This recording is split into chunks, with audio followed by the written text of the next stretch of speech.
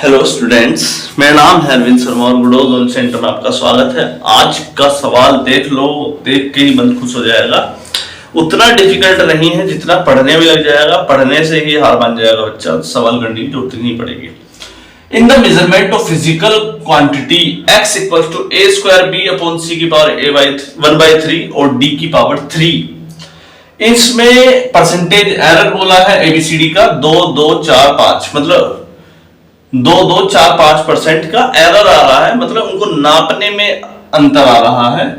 तो उसमें पूछा the minimum amount of percentage error of measurement of x, मतलब इन सभी में से किसने सबसे कम योगदान दिया है टोटल परसेंटेज निकालने में, सबसे कम योगदान। यानी कि इसके जो ऑप्शन थे आई थिंक एबीसीडी करके ही थे, तो इसके चार ऑप्शन लिख देते हैं ए बी सी डी। तो चारों में से किसने सबसे कम योगदान दिया है x के परसेंटेज निकालने में, एरर करवाने में। तो आपने इस टर्म का log ले लेना है। क्या ले लेना है? log ले लिया आपने। log x equals to log a square plus log b plus नहीं माइनस log c की पावर 1/3 माइनस log d की पावर 3। अगर ध्यान से देखा जाए तो 2 को आगे ले जाते हैं, 2 log a plus log b minus 1/3 log c minus 3 log d। ठीक बेटे, इतना आया है log x। परसेंटेज एरर की बात करें तो डेल्टा x, जब आप इसका डिफरेंशिएशन करते हैं डेल्टा x अपॉन x, 2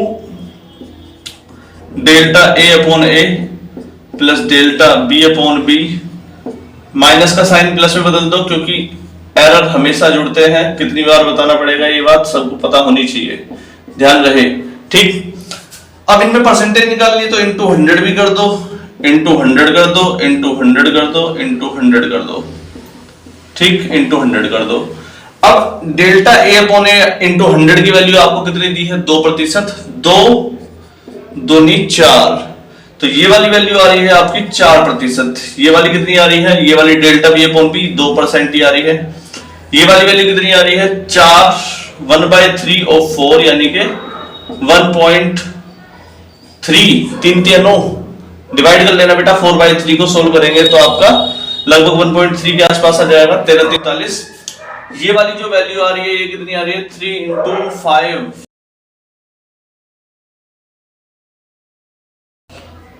तो सबसे कम वैल्यू जो आ रही है वो आ रही है सी की वजह से। तो इसमें सबसे कम योगदान रहा सी का एरर निकलवाने में।